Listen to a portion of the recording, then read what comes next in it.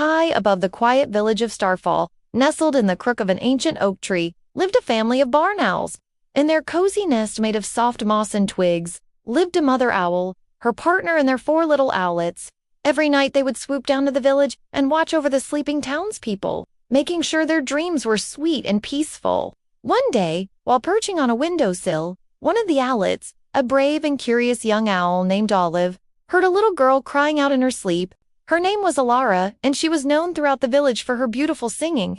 But tonight, instead of peaceful dreams, Olive saw nightmares twist across her face and heard her call out, "The Starlight Feather! Where has it gone?" Concerned, Olive flew down to the village square where Elder Willow, a wise tree spirit, sat watching over a shimmering pool of moonlight. Elder Willow Olive hooted, "Last night, I heard Alara crying out in her sleep. She called for something called the Starlight Feather. Have you seen it?" Elder Willow dipped one of her willow branches into the pool and pulled out a vision. It showed a beautiful silver feather floating through the sky, landing in a cave guarded by thorny vines. The vision faded, and Elder Willow explained, "That feather is magical. It keeps children's dreams bright and peaceful. Without it, their nightmares will grow stronger." Olive knew she had to find the Starlight Feather, but when she offered to go, Elder Willow warned her, "Many have tried to retrieve the feather, but none have succeeded. The journey is too dangerous for such a young owl." But Olive was determined. "I may be young," she said, "but I can fly faster than any of those who have gone before me. I promise I will bring the feather back before sunrise."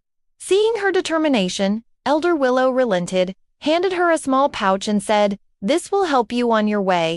And remember, bravery isn't always what you think it is. Sometimes it means listening to your heart." Taking a deep breath, Olive tucked the pouch under her wing and soared into the night sky. As she flew, Olive spotted a tiny light blinking at her from below. Curious, she swooped down and landed on a nearby branch. There she met a little hedgehog named Quill, who was so shy he could barely squeak. Olive explained her quest and asked if he could help. Quill wanted to, but he was too afraid of everything. As they walked along a forest path, he kept stopping, trembling, pointing his nose toward every rustle and hoot. Finally, Olive sat down on a log. "Quill," she said kindly, "being brave doesn't mean not being scared. You can still help me even if you're a little scared." Hearing this, Quill took a deep breath, stood up a little taller, and said, "Lead the way." Following a winding stream, they came to a clearing bathed in moonlight, where hundreds of fireflies danced among the flowers. One of them, a particularly bright blue light, flew down to greet Olive. "Greetings, young owl," he boomed. "I am Flicker, the guardian of the dream fields. You seek the Starlight Feather, do you not? Then you must pass through the whispering woods, over the river of lost dreams, and into the cave of thorns. But beware! Each step of your journey will test your bravery." Before Olive could reply, a grumpy voice interrupted. "Journey? What journey? Are you daft?" Startled, Olive turned to see a prickly bush with a grumpy face peering at them from behind a thorny stem. "Why are you in my garden?" he snapped. "Sorry, Mr. Bush," stammered Quill. "We just need to get to the other side." "Well, sorry doesn't get you anywhere," grumbled the bush. "You'll have to earn your way through my garden by answering my riddles. The first riddle was easy. What has an eye but cannot see?" "A needle," guessed Olive. The bush sighed and dropped one of its thorns, which transformed into a small boat. "You may use this to cross the river of lost dreams. But remember, whichever direction you face, you will travel backwards." As the boat glided through the darkness, Quill steered them upstream until they reached a waterfall that shimmered with all the colors of the rainbow. Suddenly, the grumpy bush appeared, transforming into a fearsome beast with wings of shadow. "Foolish hedgehogs and owls," he roared. "You can never escape my garden." Taking a deep breath, Olive remembered Elder Willow's words. Bravery isn't always what you think it is. Maybe he wasn't a grumpy bush at all, but a scared animal protecting his home. "Why are you doing this?" she asked gently. Startled by her calm voice, the beast paused.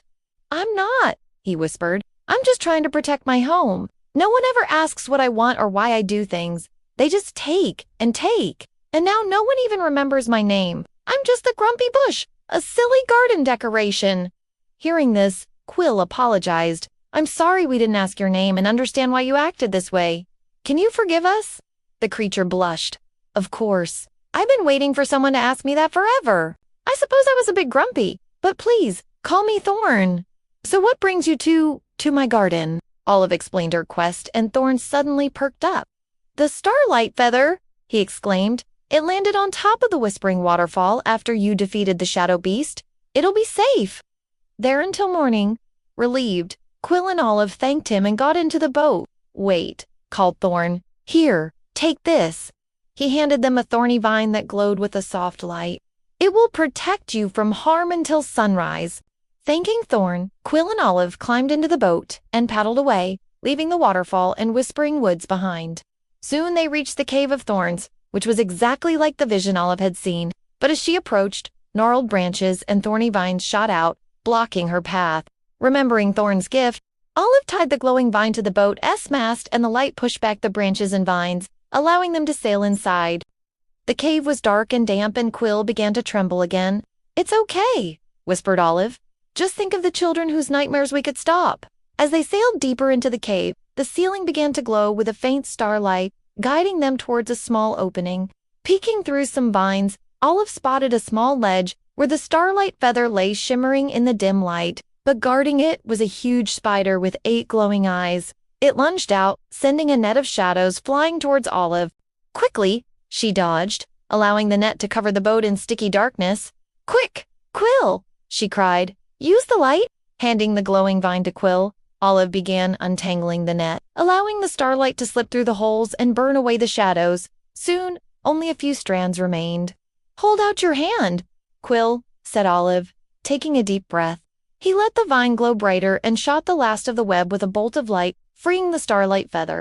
As the first rays of sunlight peeked through the cave entrance, Olive cradled the Starlight Feather, feeling its magic thrumming in her talons. Together, she, Quill, and Thorn raced through the forest, over the river, and back to the village, where they returned the feather to Elder Willow. Just as the sun rose over the hills, the villagers cheered, especially little Alara, who ran forward to hug Olive. You brought back the sunshine, she cried, throwing her arms around Olive's neck. Looking down at the small owl, Elder Willow smiled. You have shown great bravery, Olive. You listened to the villagers, believed in yourself, and never gave up. Now the people of Starfall will sleep soundly once more.